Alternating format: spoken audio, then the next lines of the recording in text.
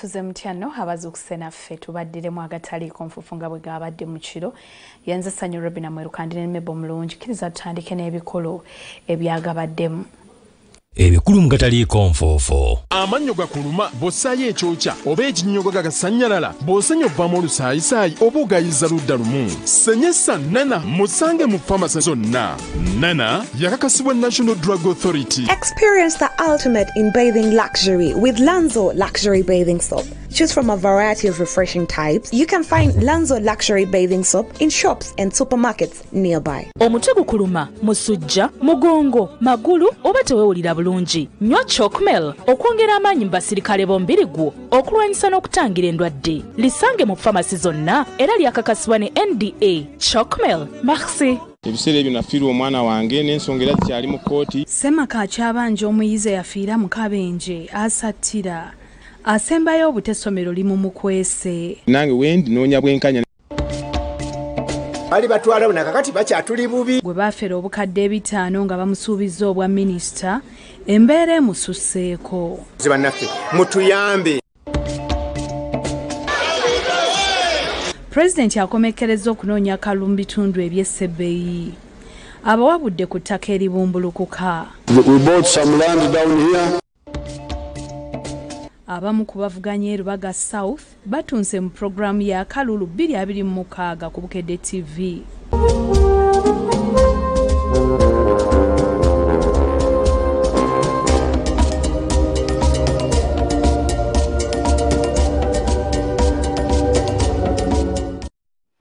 Kale mwebale kukalira agataliiko nfufu tugatandise n'ensonga z'omwami Robert Mutebi ng'ono mutuuze ow'emutungo mugombola y'Nakawa ono tuze tumukulaga agataliiko nfufu ng'akaayanira obuzaale bwe yali omuyizi wa University eya UCU era nga ensonga ze zikyalanda nga bwe tubikulambulidde mu mboozi eno.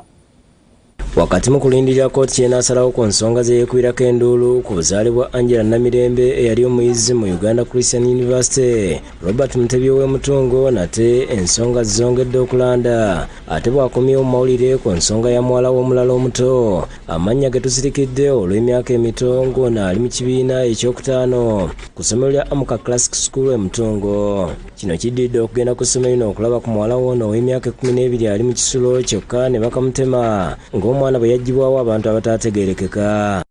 Tiŋŋaanye baamugyayo ku ssomero njogezaako okwogerako ne sekuritale n'abanga tammuka. Ono ategeeza nga bwe yafunye okwekengera era n'agezaako okubuuza ebisingawo okuva eri abaddukanya essomero ku ngeri omwana ono yafulumizibwamu essomero awatali kuwandiika wantu wonna wadde okumwebuuzaako nga yasasula fiizi. School fees asasula emitwalo 7 naye tubadde wali wasigala emitwalo 38 nali nzizeeko olunaku sasula ebbalansi ngenda okusingana ng'omwana taliiyo. Sekuritale n'atuuka n'aŋŋamba nti omuntu eyamugjeewo naye tiyabaddewo tamanyi ani yamugjeewo. Ne mugamba nti omuntu ajjawo ati omuntu mwandibadde era muteeka okubeerawo wano bwe muwandiika ne mulaga nti omuntu buno akoze eki ono yatutta omwana. Agamba nti n'ensonga z'omugenzi Angela Namirembe zatandika bwe ziti kyokka n'atafaayo kuzirondoola kimala okukakkana ng'amugabyeko omulambo ekyatayinza kugumiikiriza kwona omuto era n'akoowola minisita w'abaana n'abavubuka okuyingira mu nsonga ze. Kati ensonga zino bwe ngenze okuzitunuulira kuba zirabika nga zinsukkiriddeko nga nze ng'omu ndabika sijja kulabika nti malako nazo naye njagadde gavumenti eyingire mu nsonga zino ne minisita w'abavubuka naye asobole okuba nga naye ayingira mu nsonga zino. Mutebi alina abaana 3 mu mukyala wa Agnes Nakandi ng'omwana omukulu ye mugenzi Angela Namirembe ng'addibwako abawala 2 nga bano bonna Mutebi agamba yabalabiridde okuva lwe baazaalibwa n'okubaweerera. Ne kati nze wano wendi njagala bwenkanya nkyali mu ntalo ziri za makooti ate kati mate mu budde buno ate kati n'omwana naye wuuno bamukoze eki naye bamubulankanyizaawo. Ne bw'oteekako n'omulala naye omukulu naye ne bwe mukubira essimu tewakyaliwo akwata ssimu yange.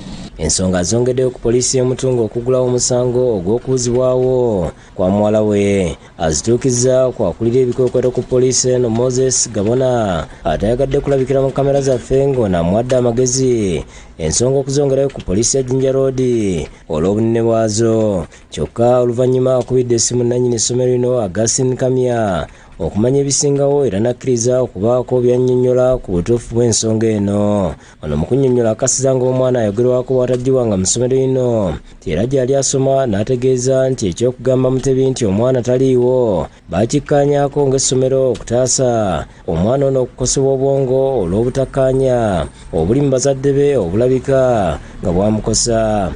Ebyo ebyogerebwa nti omwana bajja ne bamuggyayo nga tewali wawandiikiddwa si bituufu. Yali nteesa yaffe ng'aba school management tubeeko engeri gye tuprotectinga omwana ono asigale nga alina kasigazzaawo mu mutima gwe. N'alambuludde ng'abaana ba Mutebi bonna okulina omugenzi Namirembe bwe baasomera mu ssomero lino nga bakoze ekisoboka okubakolamu omulimu ebbanga lyonna okutuusa jjo ly'abalamu. Famire lwe yagwamu nnabe era ng'ekyokukweka omwana tebaakikola ku Mutebi yekka nga kitaawe w'omwana wabula ne nnyina okutuusa nga abakulu bombi bagonjedde ensonga. Abazadde babeera mu buzibu, abaana bafuna obuzibu, tebamanyi kiddako, tebamanyi kyakukola. Kati ne tukkiriziganya nga aba management y'essomero nti omwana ono twali badde tetumukkiriza nnyo okulaba abazadde wadde nga bebamuvunaanyizibwako ng'ate be baamutuwa.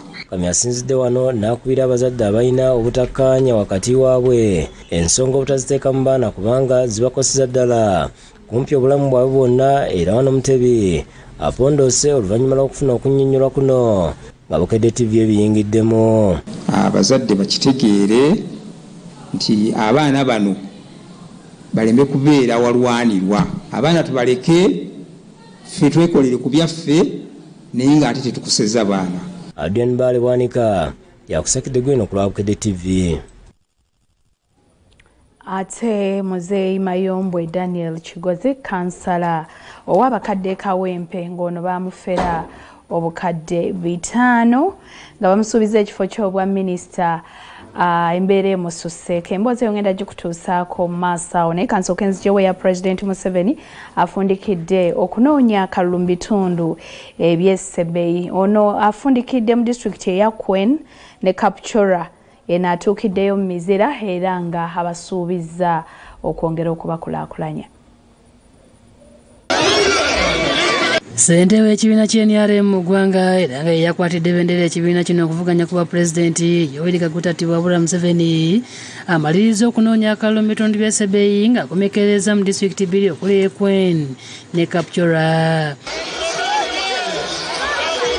Eno pulezidenti ayaniriziddwa na Sisi w'omuntu wakati mu Mizira. Abantu bamulopedde abakozi mu ofiisi za gavumenti nti ebyokuweereza abantu babivaako dda nga buli akaweereza ba gavumenti bakeekomya bokka. We brought the IGG to solve the problem of Maram, which was eaten, but the RDC was just seen, not arresting anybody. Yes, Speaker Anita Among yeebazizza President Museveni olw'enkulaakulana etuukiddwako mu kitundu nga kiva ku ssente zazze ng'aweereza nga yogedde ne kusomoozebwa okusangibwa abantu b'e Kwen omuli ebisolo by'omu nsiko. Your Excellency, we also want to thank you for the construction and continuous support of the Teriet Altitude High Center. However, we need to solve a problem that is here between the animals and the humans. President Museveni mu kwogera kwe annyonnyodde nti alina enteekateeka y'okuwa ente abo abakosobola olutalo lwala Kwena n'Abakalamojja be babbangako ente nga menye ne disitulikiti ezaasinga okukosebwa ennyo. These areas include Abim, Abim, Bulambuli in Bugisu, Bulambulu Amushayu, and Ngenge in this area. Ku nsonga y'ebisolo by'omu nsiko, Mwai Museveni agambye nti ensonga eno azenga aweereza abakungu okuva mu gavumenti okulaba engeri gye bagikwasaganyamu kyokka abantu bennyini ab'e Kwen be babeegobera. Wabula abantu beeganye nti bagoba ku bantu bonna batumiddwa President Museveni nga wanaasuubizza okubasindikira Ssaabaminisita. Ayogedde ku nsimbi gavumenti ze yateeka mu kusengula abantu mu bitundu ebirimu ensozi. We bought some land down here. They have got 56 billion shillings. They are looking for more land. It is in the budget. Once we set the family are given 2 acres free and 10 million cash. Kyokka Pulezidenti ayisa RDC w'Ekwene Hope Ataire annyonnyole ku nsonga y'ebintu bya gavumenti ebiweerezebwa ebitatuuka ku bantu. Wano RDC abuulidde Pulezidenti nti obubbi n'okweyagaliza ebiri mu disitulikiti y'Ekwene tabirabanko walala wonna. People who are actually stealing PDM money, some circles, they want to, you find one, a chairman taken, the wife has taken, the child has taken, the relative has taken. You find like 7 million, 5 million in one household. I have evidence. Pulezidenti Museveni ababuulidde nti ensonga zino si wa kuzikomya wano wabula wa kusindika abaliza ebitabo okwongera okunoonyereza. Ngalaga Manda. The truth, Manda. Manda. So we are going to get Manda through auditing. Abasomesezza ku nkulaakulana ez'enjawulo bw'atyo n'akwasa bendera abeesimbyewo okuvuganya ku bifo bw'obubaka bwa Paalamenti ku kkaadi ya NRM. Pulezidenti Museveni akubye olukungaana mu kibangizi kya Boma Grounds mu disitulikiti y'e Kapchorang ng'eno emu ku disitulikiti ezakosebwa okumbuluka kw'ettaka okwabaddewo ku ntandikwa y'omwezi guno mu lusozi lwa Mountain Elgon. Eyo naye abagumiza nga bwagenda okubasindikira Ssaabaminisa Robinah Nabbanja ssaako n'abakugu okwekenneenya ku mbeera y'ettaka eribumbulukuka. Vote for the NRM. Akwaye NRM. Because it is the one which knows what to do. I don't have to talk about these people who don't know what they are doing. I sometimes people what they are saying, you feel sorry. Ategeeza nga bagenda okusindika abakugu okuva mu Uganda bagende emitala w'amayanja batendekebweko n'okwekenneenya engeri bannayuganda gye bayinza okuwangalira mu bitundu eby'ensozi nga tebakoseddwa nga eguli mu mawanga amalala. So I'm proposing that the delegation from Elgon, from Rwenzori, from Kigezi goes to Europe and see how do those people live. Ssaabakunzi w'NRM Dr. Rosemary Nansoboga Sseninde asinziddeyo n'asaasira abantu b'Essebeeyi olw'embeera y'okubumbuluka kw'ettaka okuzze kubeerayo kyokka n'abagumya nti Pulezidenti Museveni akola ekisoboka okulaba nga basengulwa bafuna ennyumba ennungi. Tulabye ng'ebbanga lyonna nga libaddewo Pulezidenti akoze ekisoboka ne gavumenti ya NRM okulaba nga bayamba abantu abo abamu ne baba relocating nga baleka bakifunira ebifo ebirala by'okubeeramu. Asabye abaayo okwesiga Pulezidenti Museveni ne gavumenti y'NRM kubanga yeeyokka esobola okubajja mu mbeera enzibu. Envangoza omusabiro okubiriza banna NRM n'abatali b'NRM naye ng'oyagala Uganda ng'era oyagala emirembe gino gyongera okubuukaala ate awamu n'okunywezebwa mukwano tolema kulonda Pulezidenti Yoweri Kaguta Museveni tolema kulonda gavumenti ya NRM. Robinah Nantale, Shamshad Nalujja ne Aida Nakazi be bakusakidde eggulu eno ku lwa Bukedde TV. Ate okuzzayo ku mboozi gye nsoose okutegeeza eya Muzeeyi Mayombwe Daniel Kigozi ng'ono ye kansala w'abakadde Kawempe bamufera obukadde 5 nga bamusuubiza nti Pulezidenti agenda muwa obwa minisita. Ono era tulaze ne ku bifaananyi ebyamuweebwa abafere bano nga bamugamba nti bivudde wa Pulezidenti ng'akabonero akamusiimira akamukakasa. Kogatali konfufu kulokutano twakolaga eggulu lya Muzeeyi Mayombwe Daniel Kigozi nga ali mu kkooti y'e Kawempe maaso g'omulamuzi Rosemary Nsenge nga amulajjalira okumunyonnyola engeri abafere gye bakwesa olukujjukujjo ne bamubbaako ensimbi z'obukadde 500 nga bamusuubiza ogufo okunene okuba minisita w'abakadde okuva wa Pulezidenti Museveni. Njirebo gye ndiko okukulembera mu bakadde ya wansi ate nga nina obusobozi kulembera bulungi ewemba oba njogera oba ntambuza ensonga zange. Leero tugeze mu maka gasangibwa kanya kitambuza era siwano okungera okumanya embeera gyayitamu mu kiseera kino. Muzeeyi Mayombwe w'emyaka 70 awakawe tumusazi ne mukyala we Jane Mayombwe Nagadya w'emyaka 70 n'amukuba nabeera tumusanze ali ku mirimu gyaweereza abatuzi nga Ssentebero siwano nga yagitira ddala mu ddiiro lye okutusoboleza ku bantu. Ssentebe Mayombwe azze mu buto okutunyumiza ebyamutisibwako omusajja omufere Lulinda Siraje ngono Haji Katongole Abdullah Kibiriti yamuleetera era kuyamulabira n'okutuuka okumwesiga. Ate ng'omwekakasizza agamba ava wa Pulezidenti era asaba Pulezidenti akwatirwe ekisa. ategeezezza ngu byali amaze ebbanga eddene ng'akolagana n'abiri bano yali takimanyaako tebayinza okumisa kulitalaba. Ategeezza nti mu kusooka byali n'emmotoka ye wabula abatamwagaliza ne bagibyamu omunnyo olw'ebyofuze era n'oluyina ndi Haji Katongola atanakwatibwa bafunye oluwendo okutandika okumufera. Bano basooka kumugamba nga pulezidenti yali agenda okuminyaba ku nsonga z'emmotoka ye olw'ensonga ndi mukulembeze mulungi era awoleza ekibiina ky'NRM. Kubanga byali okusooka kulongoosa motoka kugiteekako nnamba. Bavudde bagamba agenda kuwa motoka empya. Bavudde bagamba nti naye buli ssente gy'osipendinga ejja kuddizibwa. Bano bwe baavawo ne bamutegeeza nga pulezidenti wali amusiimye era amuwadde ekifo kya minisita w'abakadde. Sisabanga mulimu naye baŋŋamba nti omulimu gukusaanidde nange nenzikiriza oluvannyuma lw'okunyinyonnyola. Batandika okumusomako ensiimi nga bamutegeeza nga bamugobera ku nsonga ze nga waliwo ofiisi zirina okuyita okuteekako emikono nga baagalayo ku nsimbi okubitambuza. Omusajja yanziba ssente bw'ogenda ozigattagatta zabula miliyoni 5. Muzeema Mayembe nga lina abafamire okubadde abaana be Wagaba Rigadi Naluwa Proscovia Mayombwe ngono muwala we mukyala we Nagadya ne babiri Rubira bannyonnyodde byonna ebyaliwo. Asooka mmotoka tibaŋŋambye baagala bampe emmotoka. Ti pulezidenti yampadde emmotoka nze ng'agikuwangaani tyanze baŋŋambye mbu nkola bulungi nnyo bajja kumpa emmotoka naye nze emmotoka nadde sigyagala nabadde nsaba buyambi bwa mmotoka yange eno tekuli namba puleti eko ey'etanzania. Muzeeyi wange amugamba nti wafunye ofiisi eyawa pulezidenti era nange kenyini naŋŋamba nti ogenda kufuna ebyuma nze nkola graphics designing ne branding. N'atugamba wandiika ekiwandiiko ekyebaza. Nze n'awandiika ekiwandiiko nti yeebaza olwa ofiisi ne mubuuza ogitwalawo ebbaluwa nti gitwala ku paliyamenti. N'aŋŋamba oba oyagala kumanya jangu tugende ffenna ne ŋŋendayo. Natuuka ku paliyamenti nga ŋŋamba bagambe oyagala Siraaje ne ntuuka abasirikale bambuuza oyagala ani nti Siraaje oli ku appointment nedda who is Siraaje Luyinda who is Luyinda ne mbagamba someone ne baŋŋamba you stand there and wait for him. Yajja nga jidde ku boda n'aŋŋamba oke jangu ne tuyingiraawo ku paliyamenti n'akwata ebbaasa n'agiwaayo ne bagisistampinga. Nange ne ndowooza ebintu biri mu makubo matuufu bigenda wa mu bakulu. Tuddayo n'aŋŋamba linde ogolole engoye weetegeke linde essimu mu nnaku.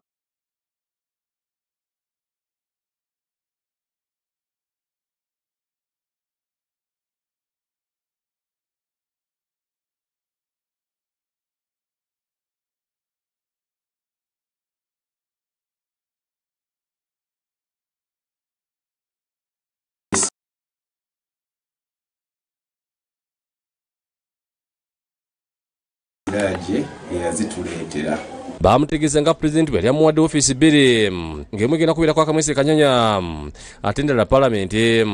Baatuuka n'okumutwala n'ebibanda by'emmotoka ebyenjawulo mu yalonda ekika ky'emmotoka yali emusaanirire mu gyamo olw'ofiisi gyali aweereddwa n'ajja kubisisaako ebifaananyi pulezidenti gy'agenda okumuwa.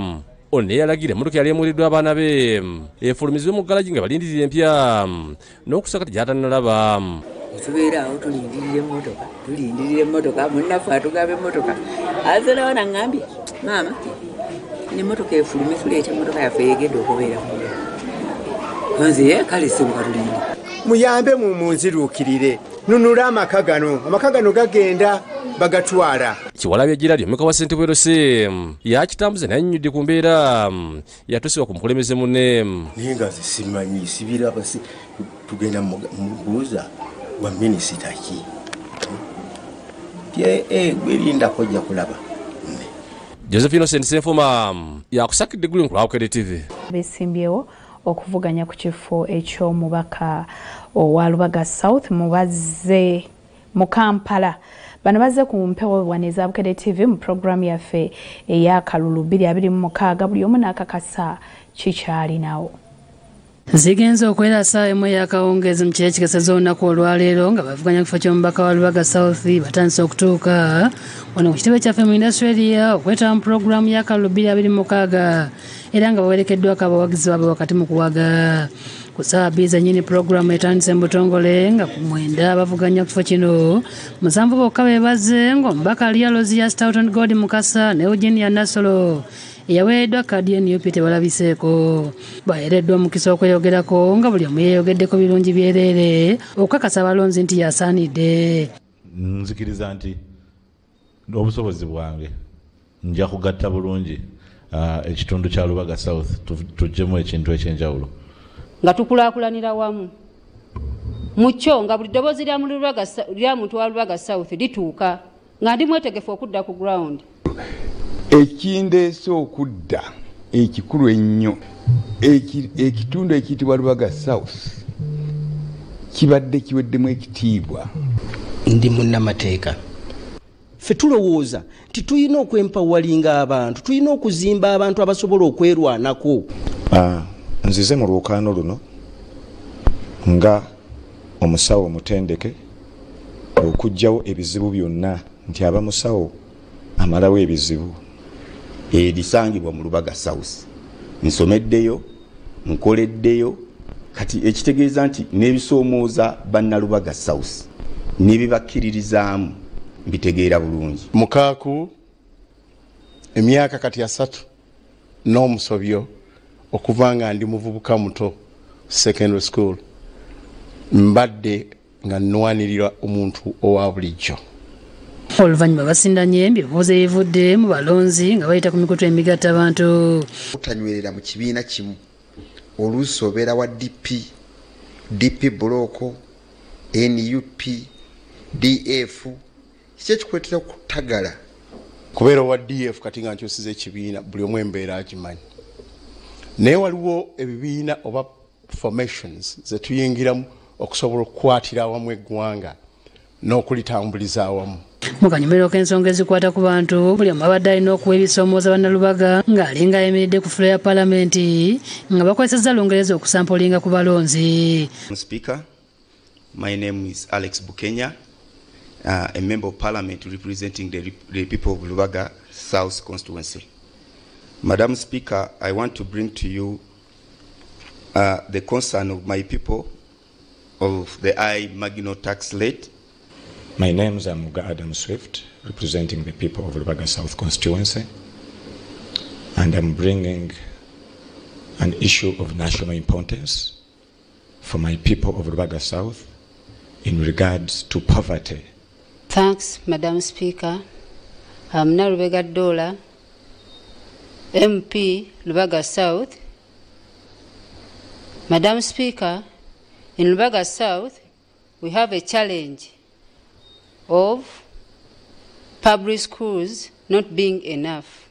By names of Musingus Ronald, representing Lubaga South, on my matter of national concern, especially in my constituency, sorry. I'm looking at education assessment and accountability. President Museveni went to the bush. He was expected to bring back results that would make Ugandans enjoy their stay. Their stay is marred by the excessive expenditure of money under defense. And the KCCA, at least to have a solution about the garbage collection in Kampala. Honorable Speaker,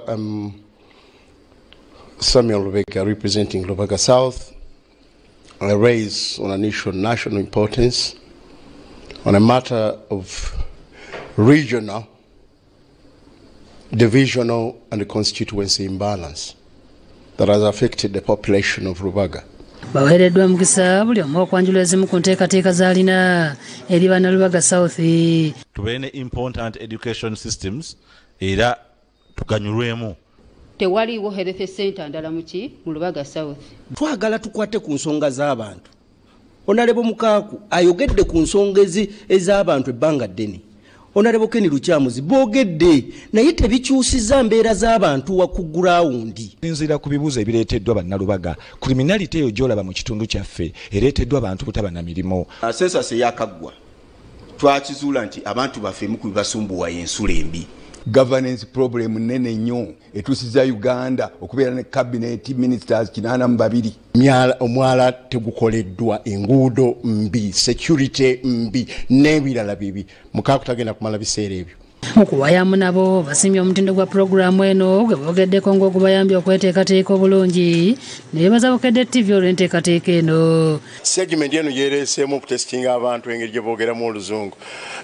Ebadde nnungi nnyo kubanga first of all ne eliminating abamu abaatiiriddewo ne batajja ne batalabikako ne bateekako w'ensonga endala naye ate ne muffe ffennyini n'olaba nti abantu bagenze ku minzaani ensi neetegeera ani asobola okukiikirira wali we boogerera oluzungu awawo eddoboozi ly'omuntu. N'olwekyo njagala okubeebaza omwagaanya ogwo gwe mutuwadde wakati mu bwenkanya okulaba nga abantu bategeera ebyo bye tugenda okubakolera. Nja kwebaza nnyo Bukedde TV esetinze pace. Kati munsindike mu parliament ndabe nga byonna mbikwasaganyiza wamu. Program bweti etambudde bulungi era njagala nnyo era bye bimu mbadde nsuubira okuba nga Uganda twenyumirizaamu. Njagala okwebaza ennyo Bukedde television mutuwadde ekitiibwa ffe baani okusooka mu siini.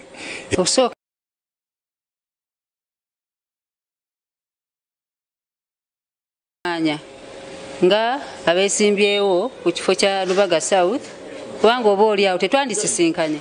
Disani Mutyaba yakusakidde eggulu eno ku Bukedde TV. Kale ate akwatidde ekibiina kya NUP Bendera Robert Kyagulanyi Ssentamu akalulu bwa President akanoonyereza mu disitulikiti y'e Rubanda ne Kisoro asuubiza abalonzi nti singa bamuwa akalulu kano n'atuuka mu bukulembeze bw'eggwanga wakubafunira akatale ak'ebirime byabwe. Nga tannasimbula okugenda e Rubanda n'Ekisoro okunoonya akalulu bwa President Robert Kyagulanyi Ssentamu asookedde ku radio ya Voice of Kigezi n'asiima abantu baayo abamwaniriza. Nindigamu mbasiima munonga abakutwakira n'amaanyi nnyo mwebazo. Enjura yagwa yabateera konka mwagumiza mwebale munonga. Ono abadde n'omumyuka w'obugwanjuba Jole Tukamushaba n'abalala nga nabo baliko biboogedde bibagambye nti bisaanye okutereezebwa singa Kyagulanyi abeera awangudde wa pulezidenti. Enda kwebaza abanyakabaale omulingo gw'omutaano mutushemererirwe mwakirenzya ayi tutambulire tutakabonire enshemererwa nk'eyakabaale. Kirungi bakweta international airport eri muri Kabale. Abantu yatemba kadeje hano ayigera Kampala ninga za Dubai atarasibara kuza kubona bana za Entebbe airport. Tobe tune bakweta muri train. Kyagulanyi asinzidde ku radio n'asaba abantu b'e Kabale okubeera obumu baleme kweyawulayawula tikuba bonna bannayuganda era oluwangula agenda kuwa abavubuka obukadde 10 emirimu. Ezo 10 million jobs tugenda zicreatinga across all sectors. Abantu baffe kati abavubuka they are not employed and they are unemployable. Tebalina mirimu naye ate tebamanyi na mirimu. Katwaga tubayigiriza emirimu abo abakuze abatafuna mukisa kusoma naye ate tudde n'okubato kati abajja a generation to preparing from school. Ye Kyagulanyi agambye nti abantu b'omu Kigezi okusinga abalimi b'obummonde nga singa awangula agenda kubafunira akatale gye banaatunda obummonde obwo kibayamba okwekulaakulanya. Twandibadde nga tetutwala na bummonde nga raw material, twandibadde tuleeta finished products nga crisps zibeeno n'ebirala bwe bityo. Kwegamba empinda yenduka ejja n'entunguka. Owedde ayogera abawagizi be bamulindiridde wabweru wa rediyo nga bawuliza byayogera nga basinzira ku masimu gaabwe.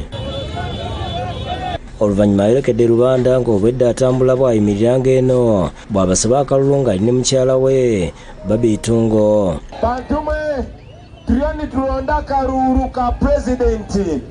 Bantumwe mupaka ruru nitwenda kuhindura ebintu byona nituza kuleta empinda induka. Babi asabye abantu b'e Rubanda okuwa omwami wa akalulu nti singa awangula agenda kutumbula ebyenjigiriza n'ebyobulamu. Mwana mwenda Uganda ensya akire kariko mu January 2015 muterere umbrella ninjira mwagireeba. Bogenda kulonda olaba umbrella bokola ki? Olaba umbrella bokola ki? Yeeyongedde mu bitundu okubadde e Rubanda Town Council n'ebirala nga naye asuubiza abaayo nga bwagenda okubazimbira amasomero enguudo ez'omulembe n'abavuzi ba bodaboda nti wakufa okulaba nga babakendeereza ku musolo gwe balina okugulirako pikipiki. Abasomesa tubasasule bulungi, abasawo tubasasule bulungi, ate ne bana abasirikale tujja basasula bulungi. Wavudde Rubanda agenze mu disitulikiti y'Ekisoro era nga nayo asibye abalonzi okumuwa akalulu n'abasuubiza nga bagenda okukyusa ebyenfuna byabwe. Saba bannange munnonde mbere pulezidenti wammwe. David Tamale yakusekedde gwino ku Bukedde TV. Akadeke mtuwadde tubeyanziza ate ab'ekyenkya babeetegekedde dda n'olwekyo tova ku mpewo za Bukedde TV1 tukutegeeza mu kisaawe eky'amawulire ku ssaawa 6 tujja kudda n'agataliiko nfuufu mu ttuntu ku ssaawa emu wajja kubeera Eyagabwako ate ne ku ssaawa 4 agataliiko nfuufu tubagaliza okusiiba obulungi mweraba.